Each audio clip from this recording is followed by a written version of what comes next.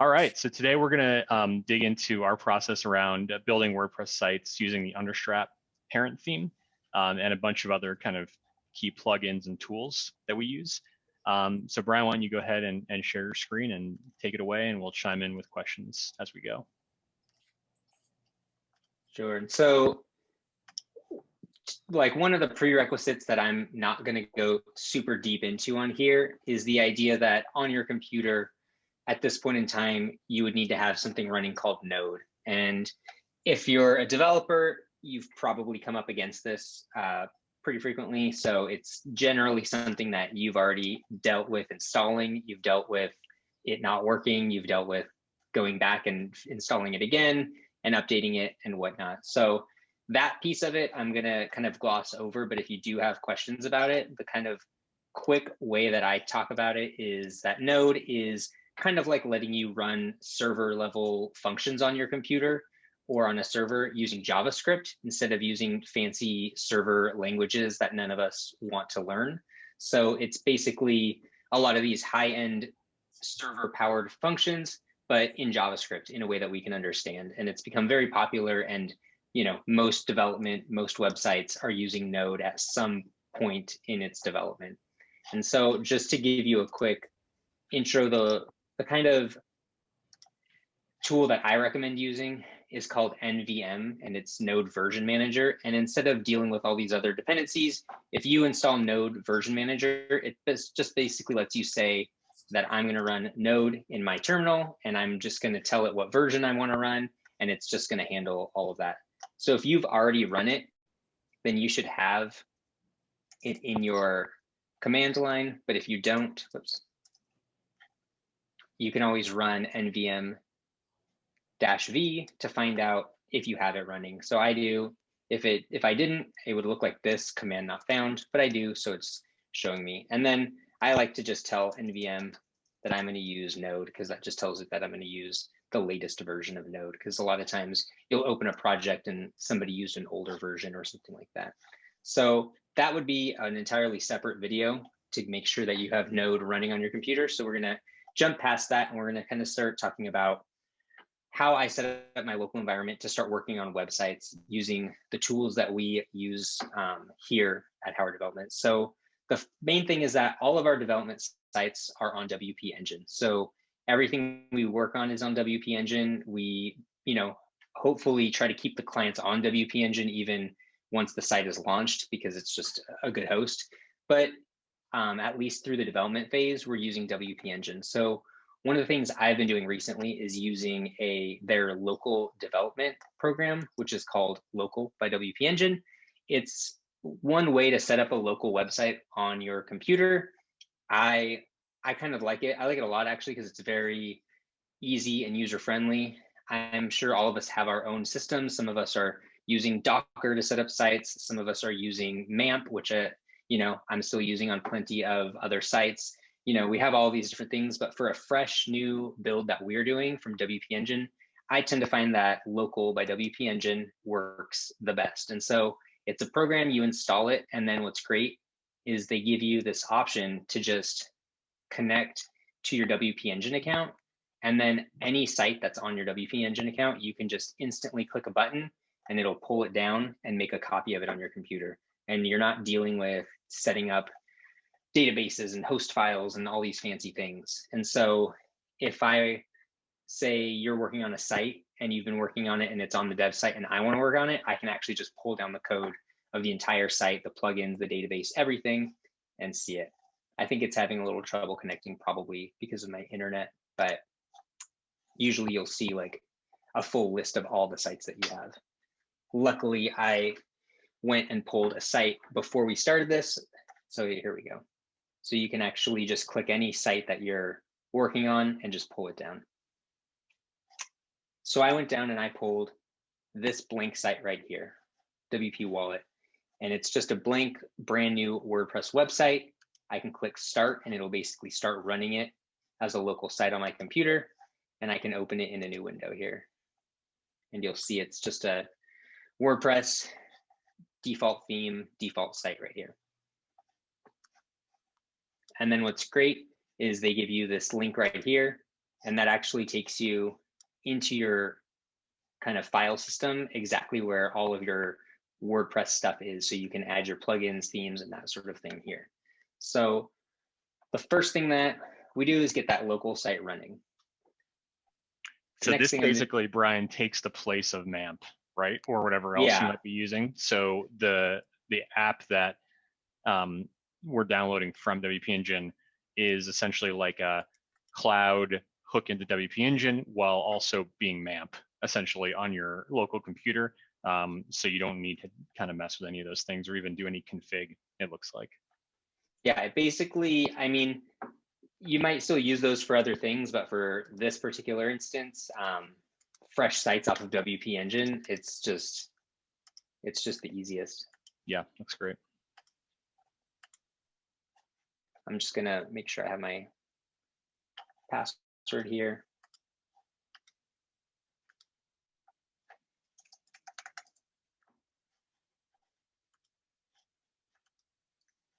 And then once you've done the site, the other thing is you have to trust your SSL certificate. So it'll say trust, and you just have to click that to make sure it's trusted, because sometimes you'll get caught in this kind of loop of the way where you're getting that connection is not private, and you have to just kind of force Safari to accept it.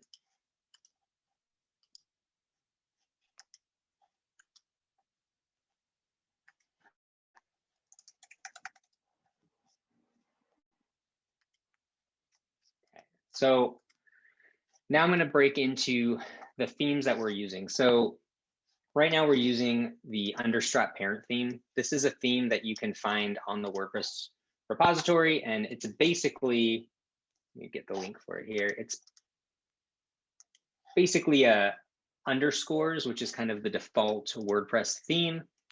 And it's just taking that underscores theme and just applying Bootstrap to it automatically.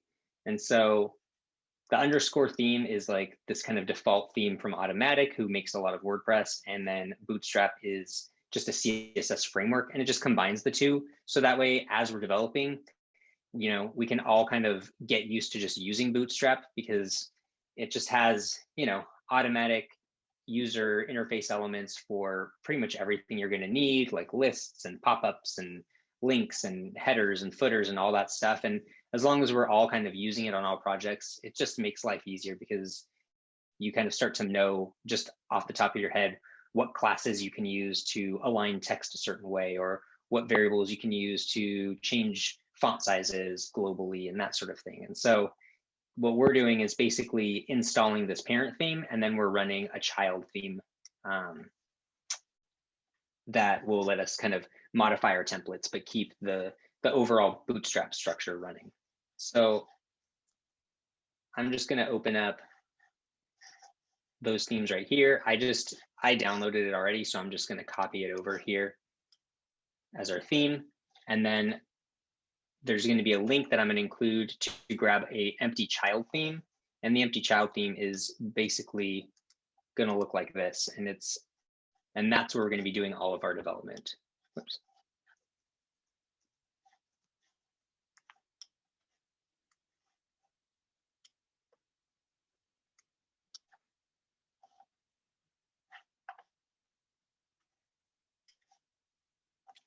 So the empty child theme, the first thing that I like to do is rename it based on our client. So for this case, we're actually working on a site called WP Wallet. So we're going to rename the folder of it to something along these lines, Understrap child. And as long as we have the name of the client or the project in it. So I like to keep Understrap child in there because it just reminds me that it's a child theme.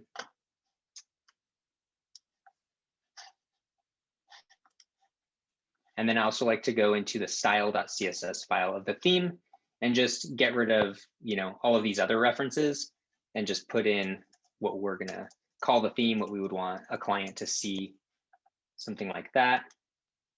Get rid of all of this stuff and put in our website.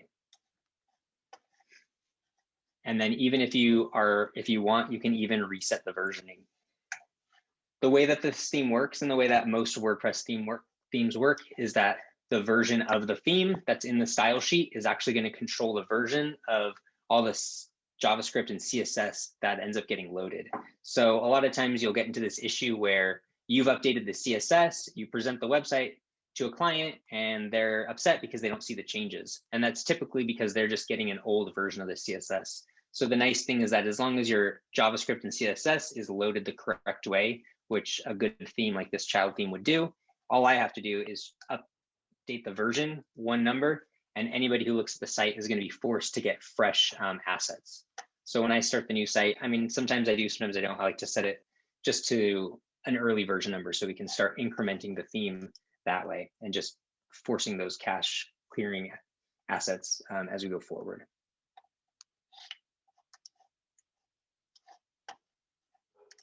The next piece is we're going to jump into our command line terminal for a few things.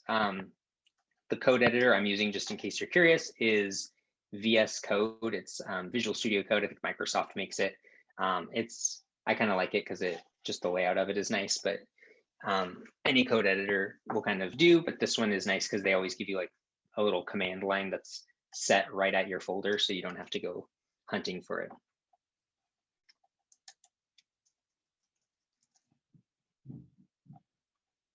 So I'm going to make sure that my NVM is running and that my node is running. And I'm going to connect to node this way right here. And I'm going to do the first thing that you do anytime you're setting up one of these new projects, which is installing all of the dependencies. So the way node works is generally when you install something that somebody else built, there's this package.json file. And what this package.json file does is it tells node or npm node package manager what packages you need to use to develop for your theme. So this theme has a number of packages that it needs to run, that it needs to install, that it's going to use to do different work as you're developing. And so in here, you can actually go down and you can see all of its dependencies. So here's like a number of tools that it uses. It needs Bootstrap, and it needs it at this version. It needs something called Gulp, which we're going to talk about a little bit. It also pulls in Font Awesome, which is like an icon library, and a few other things. And so whenever you're starting a new directory like this, the first thing you have to do is run npm install. And you'll notice that it's kind of good to keep an eye on what version of node that you're using, because it's not usually too much of a big deal, but sometimes if I'm on one version and you're on another version and I run a bunch of tasks and you run a bunch of tasks, we'll get different results. Neither of them will be wrong. One will be a little more updated than the other. So it's kind of nice to just keep an eye on what node am I using, because sometimes you'll go to a project years later and then you'll open it and you'll just do everything you've been normally doing and you'll go to run it and everything fails. And it's usually because you're on such a later version than the last time you worked on a project or something. So I like to kind of keep an eye on what version I'm using. But the command that you're always going to run for starting a new theme or a new project is npm install. And what it's going to do is start going through this list of dependencies here and just getting them installed into a folder on the theme that's going to be called the node modules. And generally you'll start seeing it pop up here as it goes through this install process.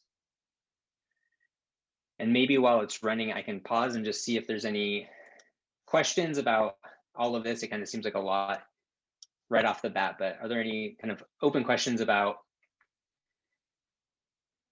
how these things work or what we've started with here? What's the code app you're using to do like your code editing and terminal and everything? So the code app is VS Code. Let me see if I can, or it's called Visual Studio. It's Microsoft's code editor, and it's kind of old. And then they got really, I think when they bought GitHub maybe or something, they really revamped it. And so I really like it. It has integrations with Git. It has integrations with Bitbucket. It has all sorts of extensions that I put on. So things like code snippets that automatically expand, or things like WordPress functions that tell you what WordPress functions do and what arguments they need. Mm-hmm. So when one example is like when I do WPNQ script, I can hover over and it tells me, here's all the things it needs and what they all should say and what it's going to return and a link to the WordPress site and that kind of stuff.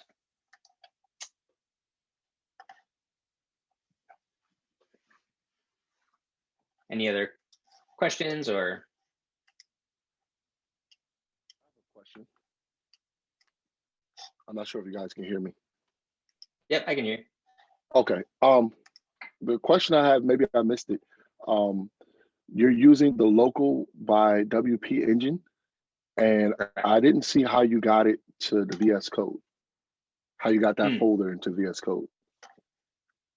That's a good question. So when you're in the local by WP engine, you can go right here where this kind of tells you like where on your site, where on your computer the site is.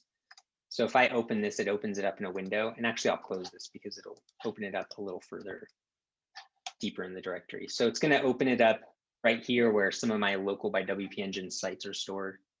And then I actually will click through into the app and into the public folder, and that'll show me WordPress. And so this is the actual WordPress that they installed right here. And then, themes are always under WP content/themes. So here's kind of where my themes are for this local WordPress site that we're running. And then what I actually do is I just use Command Shift N, which is basically just opening a blank window. And then if you are working on a project, you can actually just take that folder and drag it into VS Code, and it'll just open the entire folder. It gives you all of this right here, which is showing you everything that's in it. It actually gives you a tab where you can start your repository and push it to Bitbucket or GitHub.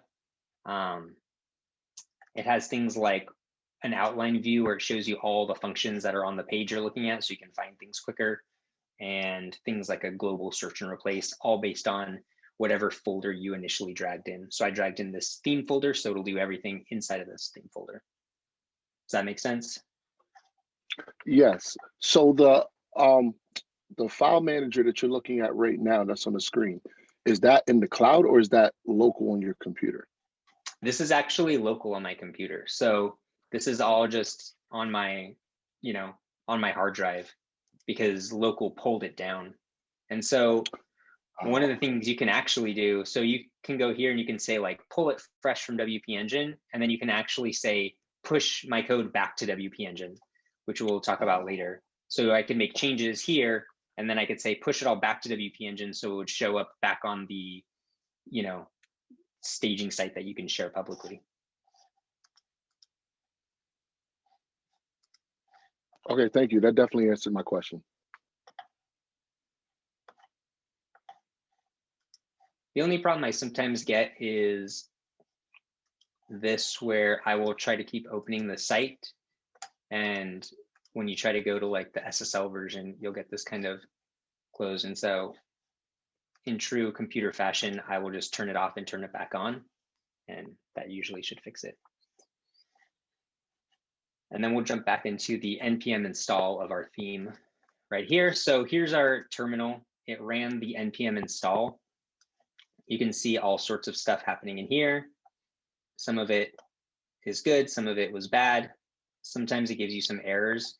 I get this sometimes. There's like this one function it tries to run at the end that kind of fails sometimes, but that's not really a crucial deal. If I look in here and I have my node modules folder, that means that it installed all of these dependencies. So all of these things that I need to run this theme are all installed in here. And they've also given us a git ignore file, which basically says when we start sharing these repos around, don't store the node modules, because it's just a huge folder of dependencies and things that we don't really need to look at. But now I should have everything running to where I can turn on Gulp. And so once we've made it through installing everything, then we start talking about developing, and that uses this thing called a Gulp file, which I'm going to break down for you. Essentially, what Gulp is is it's kind of a tool that handles writing all of your JavaScript files, all of your CSS, you can do things like process your images, process your HTML, it can minify things, it can compress things, it can take your CSS and add vendor prefixes so that it works for older browsers. It just basically handles all of that stuff. And that way, whenever you make changes, it just runs all of that, minifies it, does everything. And it's just always watching in the background. And so Gulp is a great tool for that. And Gulp kind of has a number of Gulp tasks that you can teach it. And luckily, this theme comes with all of that readily installed. So I'll just walk through a few of them, and I'll show you there's really just one major one that we use, and that is going to be called Gulp Watch. But Gulp is all controlled by this gulp file.js. Luckily, it comes part of the theme. You don't have to actually build it, but here's an example of all of the tasks that it's going to do for us. And if I go all the way to the bottom, there's all these different things that we can tell it to do. And the way you do that is just through the command line. So the first thing I'm going to do is make sure that I have Gulp installed on my computer. And I have Gulp command line version and Gulp local version. And what that's basically saying is that Gulp is running on your computer, it's available for you to use, and locally in this actual project that we're working on, you have it set up for this project as well. So there's Gulp that exists just on your computer as a tool ready to be turned on, and this folder is ready to use it because it has a Gulp file and it has all the specs. And the one function that I'm pretty much ever going to use for this is called Gulp Watch. And of course, you get to see me have a nice Gulp error.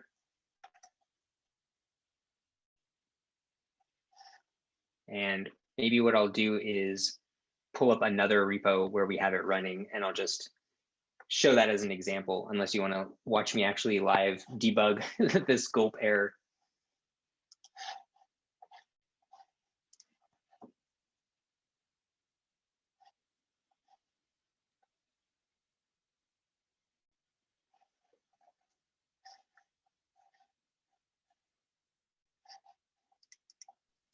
I think it would be useful probably to take a minute to walk through. I think it'd be good to take a minute to walk through the error because people are probably going to run into similar stuff like this, right? So if you can just like show us your thought process around it. Yeah, definitely. Assuming it's not like a 3-hour thing. That's the fun of live running it.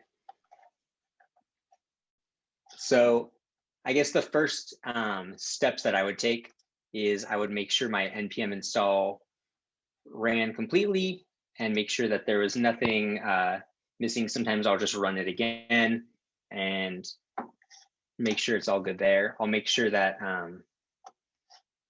and then, which I just did in the background while you were talking, and then I'll run my Gulp watch again, and then we can actually, I'll look and we'll see what sort of error it's giving us. So if I go back to the top of where I ran it, whoops, cannot find module Gulp sass. So Gulp sass was not installed properly. So Gulp sass is a package. It was required as a dependency right here, but for some reason it can't actually find it. So I might just run it again and say npm install Gulp sass and find out why is it not installing for me.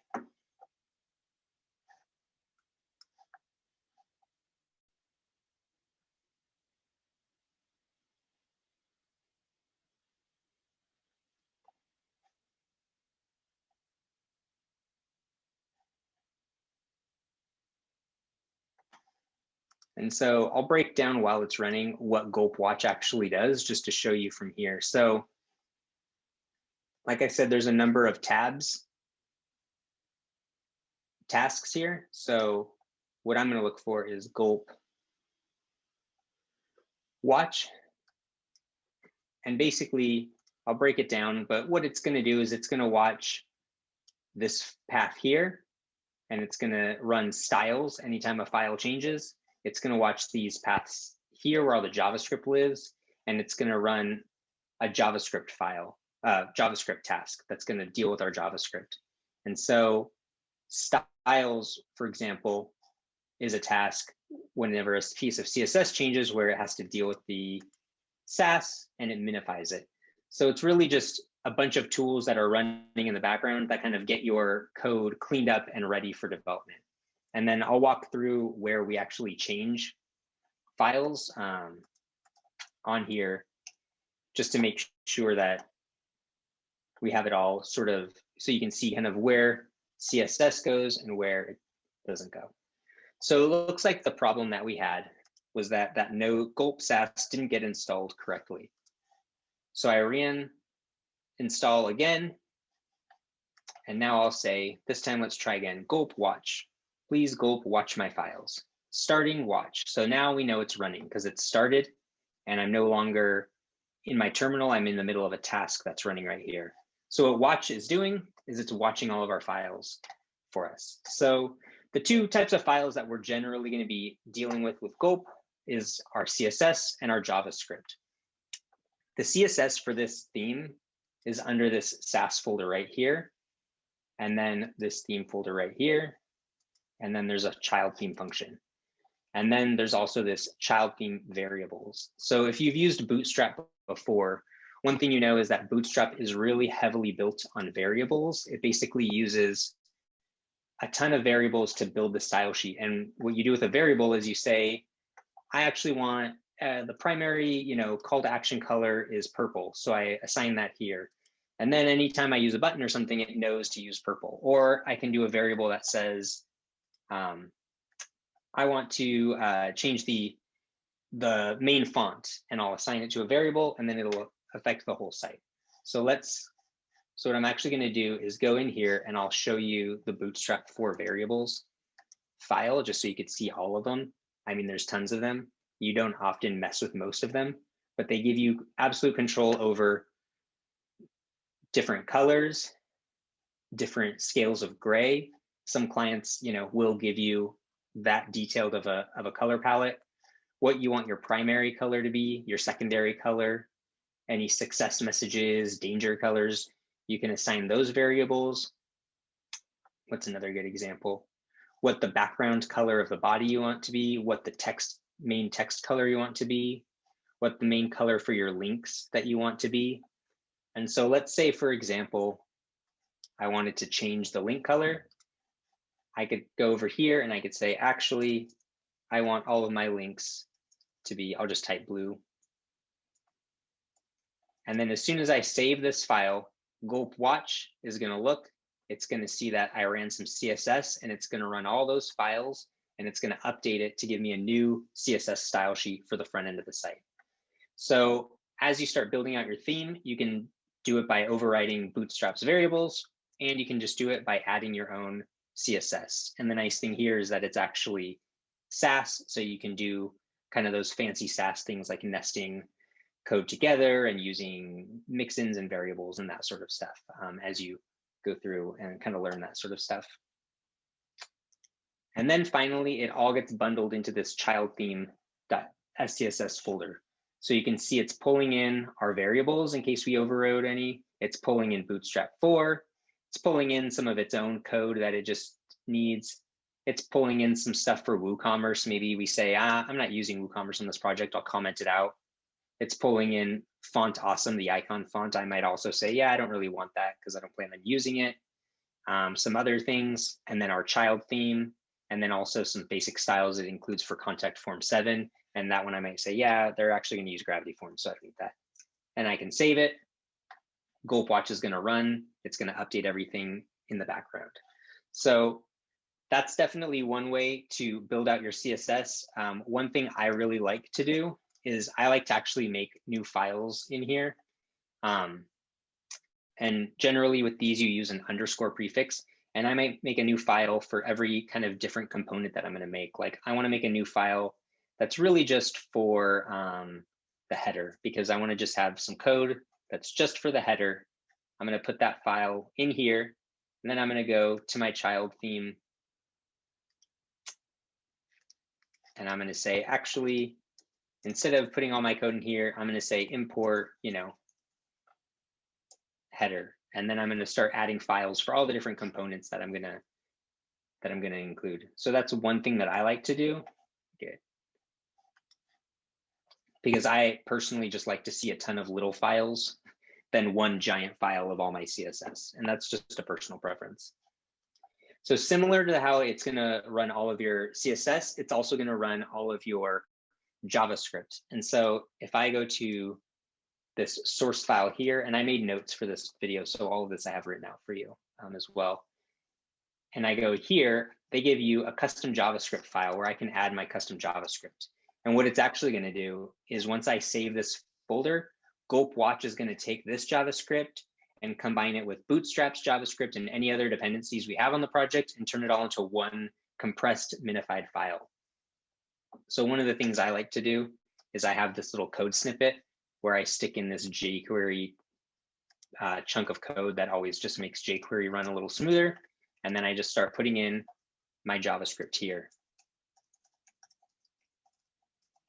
And then as soon as I command save it, it actually is going to run it and it's going to compress and create all those JavaScript for me.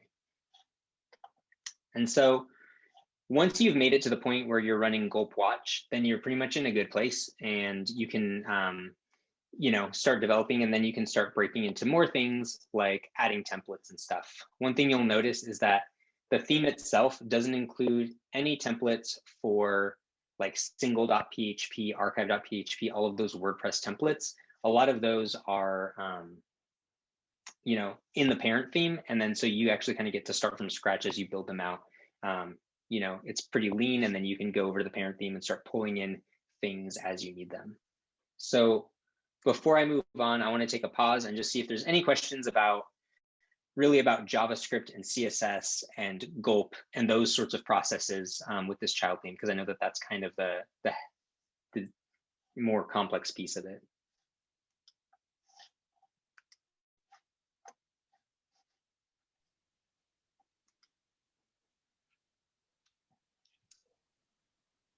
Brian, are there any? Oh, sorry, go ahead.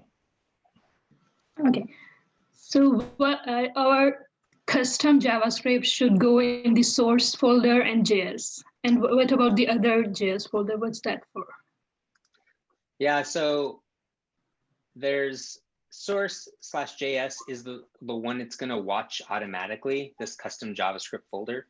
So if I went to the Gulp file and I actually looked at the function, the file that it's running when it does run all of the JS, I can pull it up. Basically what it's going to do is it's going to pull in all of the other stuff automatically for us. Like it's going to pull in Bootstrap for us and compress all of it, and it's going to pull in all of that. And then if I go to the themes JS folder where it outputs it, you can see it outputs it all just compressed and ready to go for us.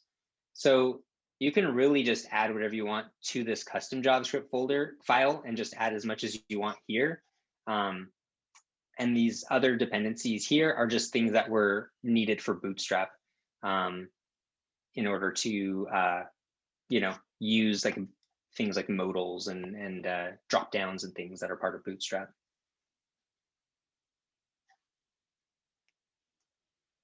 Did I answer your question, or did I just kind of talk around it? Yeah, sure. It's clear now.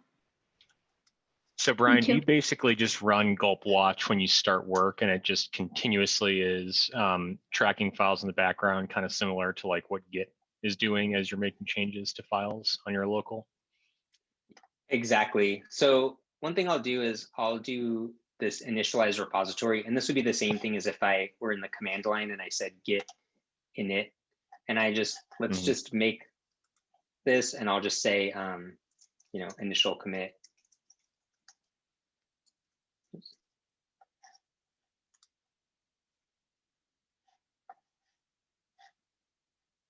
Did I do it? Oops.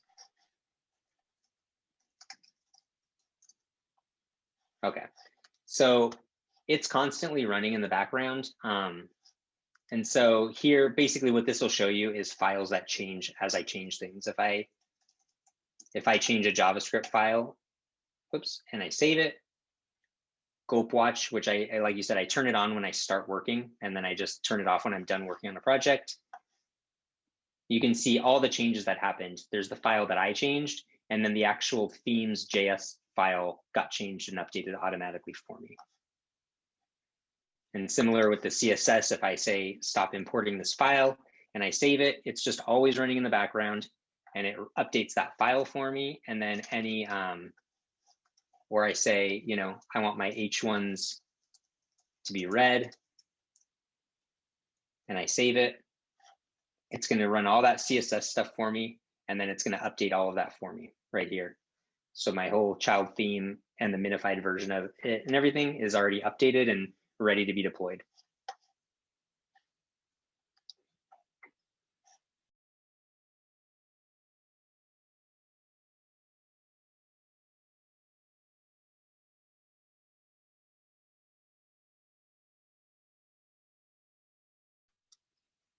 Any other questions about the JavaScript, the CSS, where it goes, or Bootstrap in general?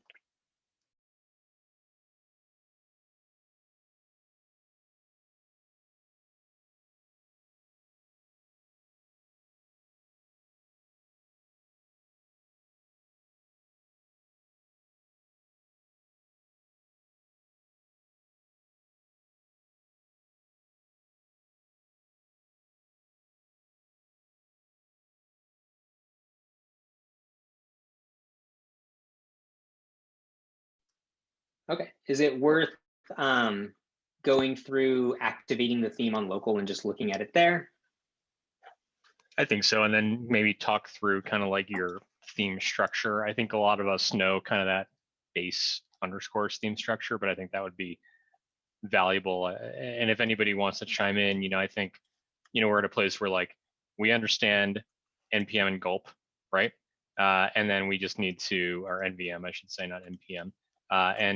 You know, we just need to now look at like, okay, we've got this thing running, we can see it on local. How are we going to go about building out, you know, our custom design within the context of the Understrap child theme?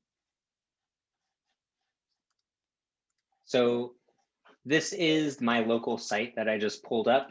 And so what we're looking at essentially here is what we pulled down from WP Engine, just a standard WordPress site with the starter theme. So just like we pulled in the Understrap parent theme and we made our child theme and we renamed it WP Wallet and we changed the author. I don't think we changed the author's name, but we changed some of it there. Yeah, we left his name. So if I activate this, we're now running this child theme on the front end. And so as you can see, it's very Bootstrap based. One of the things you'll notice is that purple header. And let's just say, just to start off, we actually want the primary color of the site to be the color blue. And I save that and it's going to run all of this stuff. Now, if I refresh this, blue becomes the primary color of the site. And so you can kind of easily see how just having the ability to start messing with Bootstrap and messing with things like that is going to, you know, kind of make it easy to quickly get up the client's kind of base theme and style and stuff like that. Then as you go through, you start saying, well, actually, I want to change the way the front page looks, for example. It's kind of a common thing. So in a theme folder, generally, if I want to have a custom front page, I would have a frontpage.php file. So the way that usually works best with a theme is I'm going to go to the parent theme and I'm going to find the file that I want and I'm going to copy it into my child theme and then I'm going to change it. And that usually is the best place to start because it'll include a lot of the stuff I need. So for example, I want to take the regular page and I'm going to copy it into my child theme. So now I have a new file here called page.php and I can start modifying this and decide, okay, I'm going to change it around. And let's say I want to, I think an easy example is I want to change what the front page of the site is because it's a custom template. I'm actually going to rename this to frontpage.php. And just to show like a test, I'm going to spit out a big H1 that says, I'm the home page. Now that I've refreshed the page, this pops up because I'm using the frontpage.php template because that's what the front page of the site is.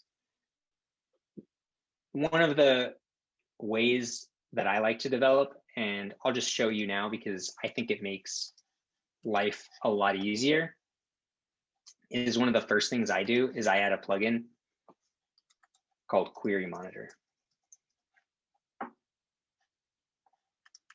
And with Query Monitor, they call it the developer tools for WordPress. I think that's really what it is. But this gives you so much access to anything that's going wrong on your site or what you're looking at. So when you have it running, you'll get a new little tab up here. And this tab basically gives you really everything that WordPress is doing under the hood. So that way you can kind of debug things. And the reason I brought it up here is because one of the things it tells you is what template you're actually using.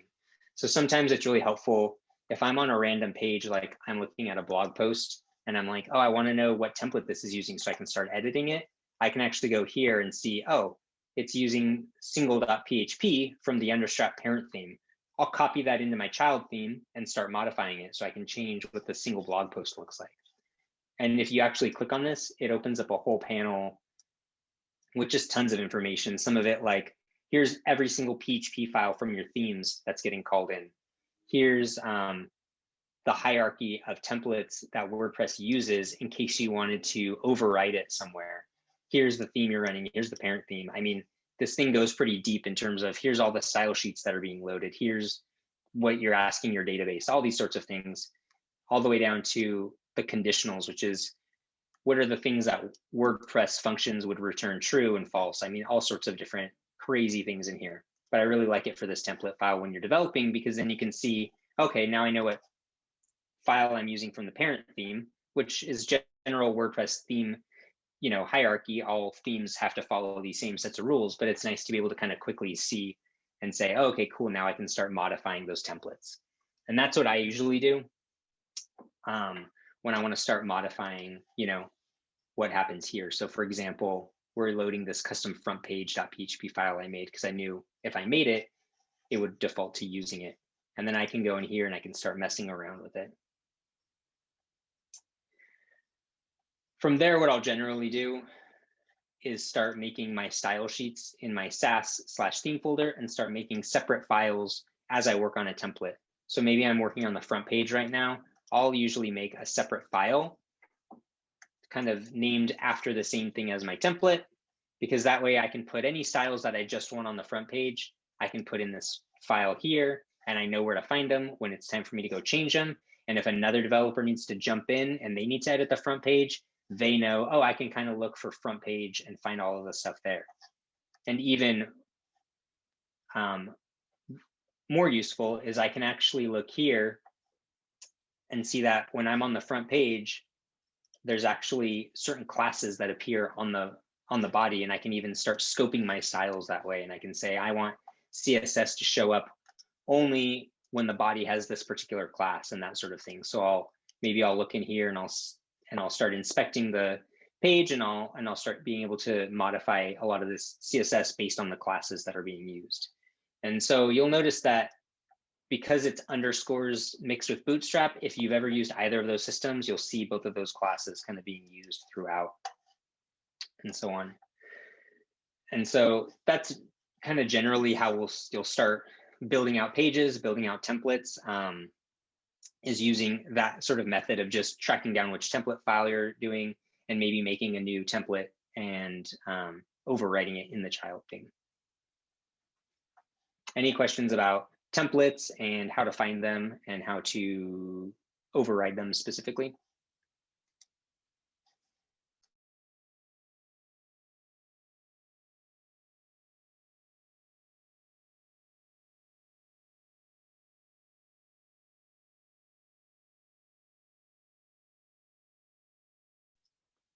Okay, and one last thing that I will talk about is putting extra PHP code. So generally in a WordPress theme, you have your functions.php, and this is the file you use to add any additional functions that you want to run.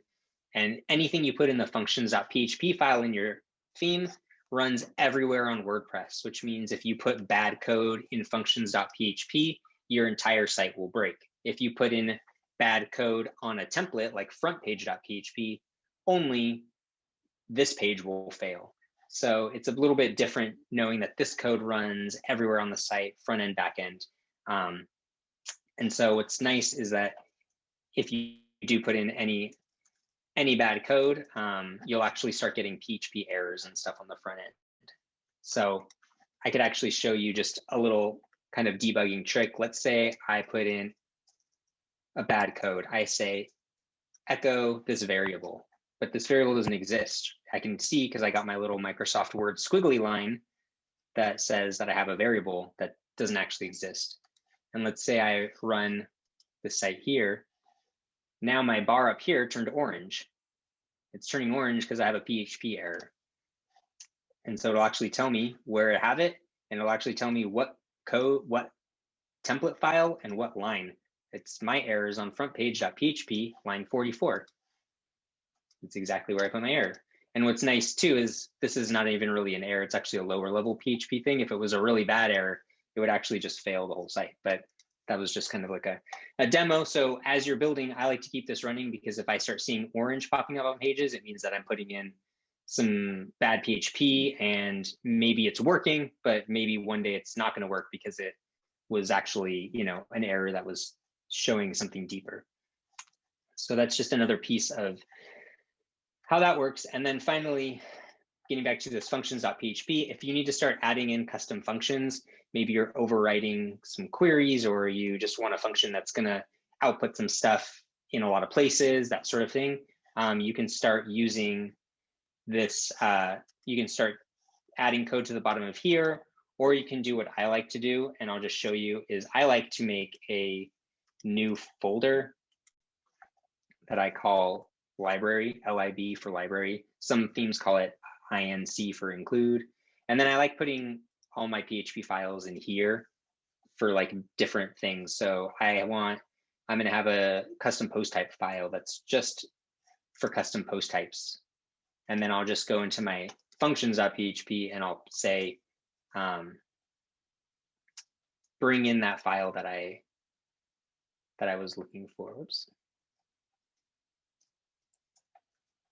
And then that way, instead of having a functions.php file that becomes 3,000 lines long, I have separate little files for each of my different types of things I'm working on. One for my custom post types and one for, you know, some fancy forms they want or so on and so forth. And so that's one kind of method of doing it. I'm just throwing it out there because I like to do it that way, but not everyone does, but something to look at as you're building out themes. And then any questions about that before I kind of go over the last template-y piece related to how this theme works?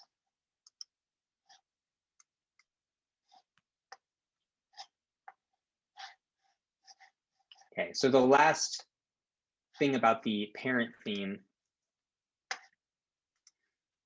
is if I look at this right here, this is, like I said, there's one template, but it's actually pulling in other kind of sub templates that are being pulled in. And one of the main areas is if you go into the parent theme, they have this loop templates folder. And what that basically is it's kind of the content, like this chunk right here, just like the actual content, not the sidebar and not the header, not the footer. And it's broken down by different post types. So there's one that pulls in for pages and one that pulls in for search results and one that pulls in for posts and things like that. And so that's one place where you'll maybe want to start adding modifications as well. And it's the same situation where I can just copy it into the child theme and have it there and start modifying it there. So I could just take it and copy it into here. Oops. There it is. Yeah. And so now I'll have all of those that it would normally be pulling for, and I can start messing with those as well, or making new ones and that sort of thing. And you'll see that anywhere that it's using this get template part function right here, where it's pulling in these kind of templates. You'll be able to find them in the parent theme.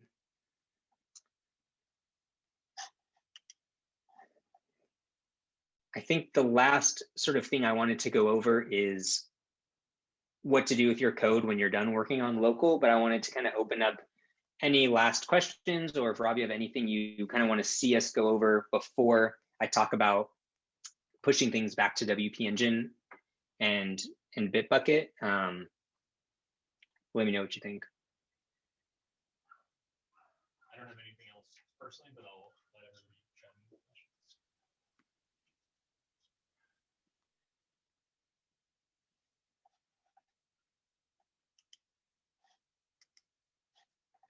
Awesome. So the last sort of thing is kind of what to do with your code when you're done with it. So if you're the first person working on a project and you're the only one working on it, you can generally use local, and I could actually just take everything that we just did and I could just push it up to WP Engine, and it's going to push the theme, it's going to push all of the code that I just added back up to WP Engine. The situation gets a little weird when what happens if somebody changed something on WP Engine and I don't have that on my computer, and now I'm pushing it back and I'm overwriting their changes? Or what if somebody has been adding content into the database, or what if somebody has been adding code and that sort of thing? And so while that function exists here, and if you're the only one working on a site and you have total control of it and you can use it. It's pretty simple. You click, it pulls up the site, it asks you which environment you want to push it to, and then you just decide, just push my code, leave the database alone, or I put in a bunch of stuff in my database and I want that pushed too, and you can push it and it handles it very nicely.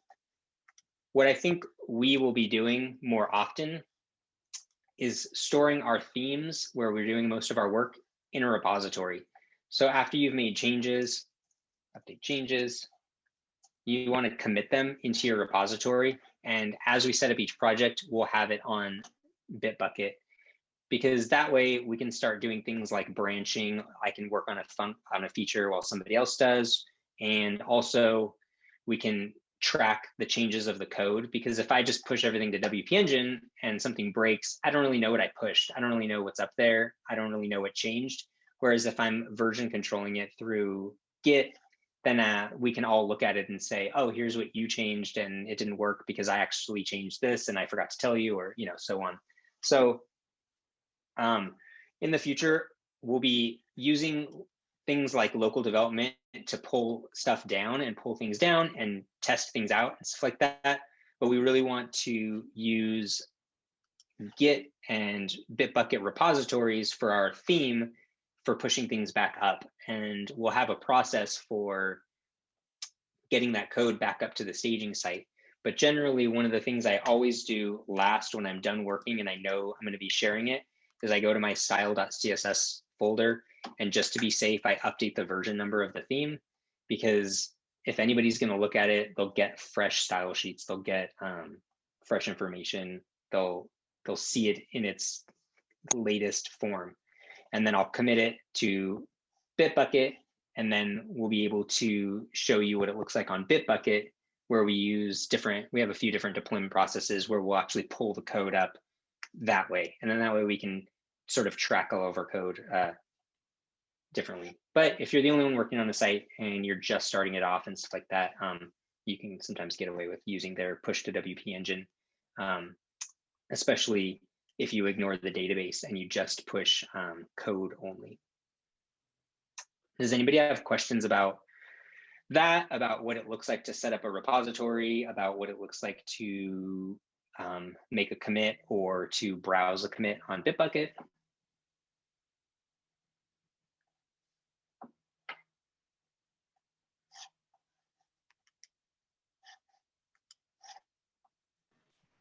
So actually not about this, but if you go back a little bit, you showed query monitor on the browser. Sure. So is it any plugin for that? Because I use Chrome. I've never seen it. Yeah, so it's a WordPress plugin. So you go into, oh wait, I think I put some critical errors on our site and forgot to get rid of them. If you go into the WordPress plugin installer and you just search for Query Monitor, so it's something that runs on the site as a plugin.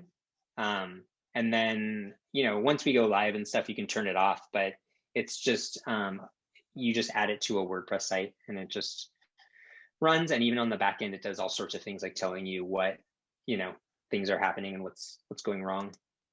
Right. And also, one other that I really like is show current template. If you want to just install that real quick and show how that works, because I often use that, especially if I'm picking up a site from another developer for like, you know, 10 minutes of changes.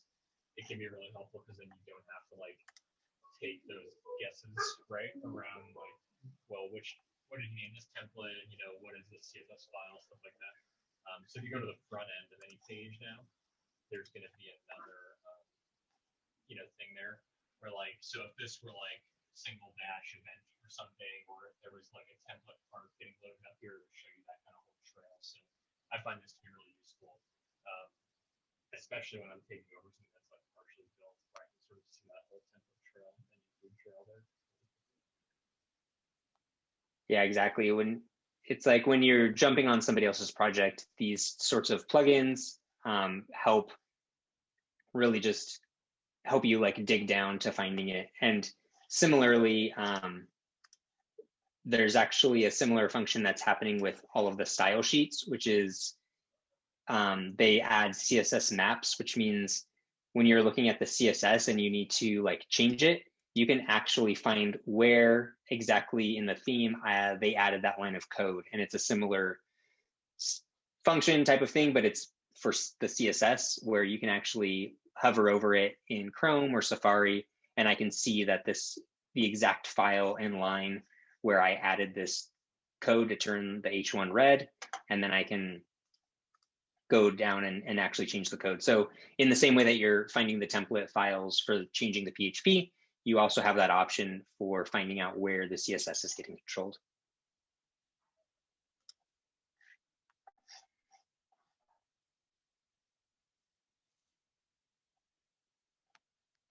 Cool. Any other questions or pieces of this that would be helpful to go through? I've actually never used Bitbucket. Could you go, I think you said you could go through and browse like branching. Yeah, sure. So let me pull open a recent repository on Bitbucket. If you've used GitHub, it's very similar. And, you know, it's just that all the buttons are in a different place than they were on GitHub. It's that sort of a thing. But overall, I think it gets the same thing across. I'm trying to find a good one where we were recently working. So call it the same thing that I called the folder, WP wallet Understrap child, because I want those to match. Let's hope I have enough characters yet. Don't include anything in it because I already have code, private, correct. So, oh, I didn't select project.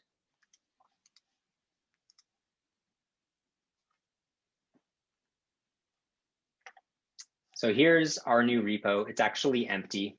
I could clone it if I wanted to, but I've already have a repo. So what I actually need to do is run this process here where I'm gonna connect what I did on my computer to that.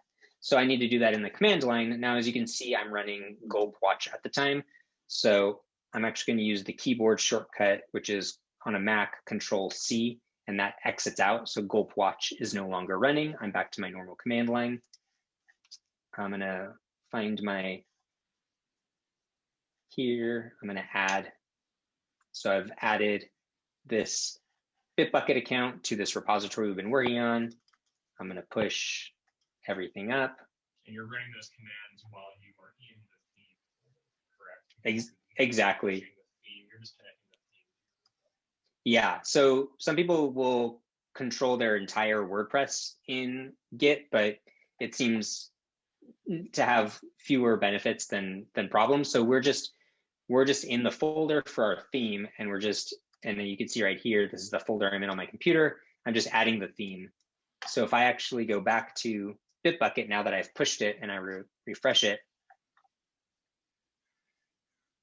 I can actually look at all of the theme files here, everything that we added. For example, we added our front page.php 8 minutes ago. And I can go over here and I can browse. I can see some of the commits that I made. So I made 2 commits called initial commit for some reason. And then I added a commit where I updated changes. I can actually see what are the changes I made on that commit from 9 minutes ago. So I can look at all the different files that I added or modified. I can go down to a specific file and see what changed. Oh, here I changed this JavaScript from hi to hi world. So I can kind of track all of those things. And this way I can see all of the different updates to the code as I'm going along. And some people like to do a new kind of commit of code every, after every single change or every single batch of changes. The idea is, finding a good balance between having way too many commits to look through, or having one commit where you have 2 weeks worth of work and it's almost too much code to look at. So I like to, at the least every day that I work on a project, push it up to Bitbucket so it's there and there's a record of what's been changing. And then as you start dealing with live websites, you'll kind of do little tinier changes and track each one so you could really make sure you're not breaking anything. And then I can look through and see any different branches that are available. Right now, we just have one main master branch, but I could essentially start a new branch if I wanted to as well. And then I guess the hardest part of what you just showed is really like getting the sequencing right, because we pulled down a bunch of stuff from WP Engine onto your local computer, and then you started tracking with Git at some point, and then later you actually connected that Git repository in the theme folder to this newly created repo, right, with that final Git command. So yeah, that's just a little bit. I think everybody's gonna have to sort of get used to that sequencing, but also recognizing like it is possible to connect the folder to a repository after that repository already exists, right? You can also do the reverse, where you create a repository, clone it down to a folder, and then Git or source tree or whatever after using watching that folder, and then you insert your content into that engine, right? You can kind of attack it both ways if you want to, but after you get that initial setup done, essentially Git is going to be watching everything, periodically pushing it to Bitbucket, right? And then if you are a solo developer on a project, you can sort of safely use the WP Engine local push, right? And then if we have a more complex project or something that's in production, we actually probably will not ever use WP Engine's local tool to push. We probably will set up a different deployment process where we have another tool called DeployBot, where it basically just takes it out of the repo in Bitbucket, uploads it, via SFTP or other methods. So deployments get more complex, obviously, as the site gets more complex. But for somebody who's building a simple, PSD to WordPress site with one developer on it, which is many of our projects, basically it seems like you can just be using WP Engine's local tool and then every day just do a commit to Bitbucket so we can kind of track your changes, right? So Bitbucket almost becomes like a, sidebar tracking tool, right? As opposed to the actual source of truth for everything. Does that make sense, Brian? Yeah, no, that's exactly right. So we won't, once you have more than one cook in the kitchen, it's really not worth pushing from your local backup using this tool, because it's going to overwrite a lot of things and you never know that's going to go well. Of course, with WP Engine, they're backing everything up every day. So if you accidentally do, you can always, dig through your backups and stuff. Luckily, nothing's fully lost. But you're right that generally what we like to see is pulling things down to your local environment and then if you want to get code back up to WP Engine, you commit it through Bitbucket into the repo. And then we have a separate process that just takes those changes to the repo and moves them live to the WP Engine servers. And like you said, that way we can track those changes at a much more granular level and see what's happening with the code and keep an eye on it and collaborate on it in a way that we just simply couldn't do if we were just using this tool to pull and push. But if you're just working on a site by yourself and you're the only one and it's just a kind of static, boring site that doesn't, then, you can get away with it for sure. Yeah, WP Engine Local strikes me as basically FTP plus MAMP in one package, right? Plus like a little backdoor into your WP Engine account that makes it all sort of very seamless. It's awesome, but we do have this extra layer of the code repository that just needs to be handled separately, especially for projects, like you said, where we're doing ongoing work and there's more than one developer. But I think even with our smaller builds, it makes sense to keep a repo going, right? At least, do a day of work and commit it to the repo, right? That kind of cadence, because we do occasionally have projects where a second person will need to come in later on. Sometimes a scope expansion happens, or somebody has to be out sick, or just unexpectedly want to like speed it up. So like, I think we should still be assuming that a second developer could work on this, right, in the future. And part of that is keeping the repo up to date and like useful for the second developer to jump in if they need to. I don't want to have you guys do tedious work, especially early on. Like in the first week, you're probably just going to do a ton of coding that can just basically be committed to the repo daily, and nobody will ever really look at it and it won't make a difference. But when we get closer to launch, that's when we often will bring in a second person, either to vet stuff or to help with speed or whatever. And that's where I think, it pays off to have been doing kind of the Bitbucket repository thing for the whole project. And as you said, I think the key is balancing, tedium versus consistency, right? So like once a day is fine with me. Sometimes I'll do like 3 bug fixes and put each one of them up as a commit just to sort of make a log for myself, right? But what I want to avoid is, I don't want any of you guys spending 40% of your time on this like administrative stuff, right? Like I really want you to be focused on the creative and technical challenges.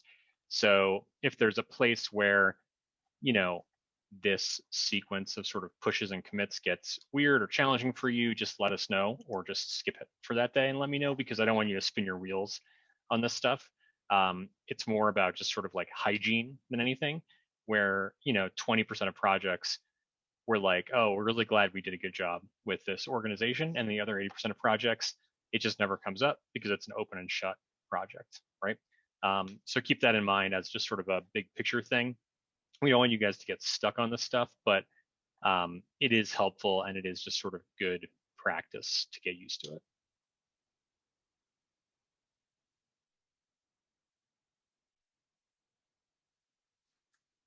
Yeah, I agree, and I think that kind of covers really the nuts and bolts of getting a site from, when a project starts, somebody has already usually created a WP Engine instance. So this is kind of the process for you to say, all right, how can I get all the way up to a nice first draft on my local environment, store some code in a way that everybody can look at it, and then we can get it in front of the client on WP Engine, all in a way that if at any point in time somebody else needs to tag in, everything looks a little familiar and the theme looks familiar and where to find files looks familiar, and a pretty general history of the code is available on a repository that we can kind of keep track on. And I think that as long as everyone's in like that same loose guideline of, we're all on the same freeway in the same general direction, once you're inside of this, it's pretty pretty easy to still, all of us use our own kind of, you know, custom ways of doing things inside of the system, and feel secure doing it. Yeah, and I think, you know, that's a big thing is I want everyone to have the ability to make their own decisions. And I think that's a big part of what makes our work great, right? Is that there is a lot of flexibility and ownership on an individual level. So like you said, these are really intended to be guardrails, right? Or like the freeway that you're on, right? But not every single detail. And provided that, you know, you guys are building stuff that looks good, which you always do, you know, we're also not in the business of like manipulating every little detail and every little line of code, right? We want to follow best practices. We want to have everything in a framework that makes sense. But, you know, I don't think that it's efficient or, you know, useful to spend anyone's time on like extremely granular stuff where we're fixing stuff that's not broken. So this is really intended to be the big picture approach, right? Within which you can do your own thing, you know, to hit that client's needs, however they're requesting that. Yeah, and I would say if you see any part of this where you have a similar tool that, you know, is worth sharing, it's always worth bringing up and saying, oh, actually, there's a way that, you know, to do this way, or including this or something. You know, this is just a starting point, and I'm sure that, you know, a lot of this stuff we've learned from other developers, and we'll all kind of educate each other as we work together to make this process something that everybody feels engaged in. We've got like 5 or 10 minutes. Does anybody else have questions about anything that Brian covered?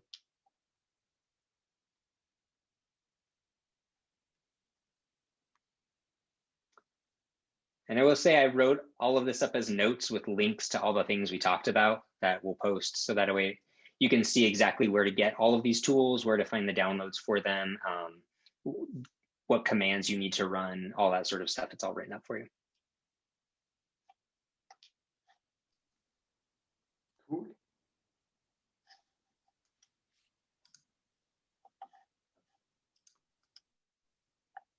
All right, any questions from anybody?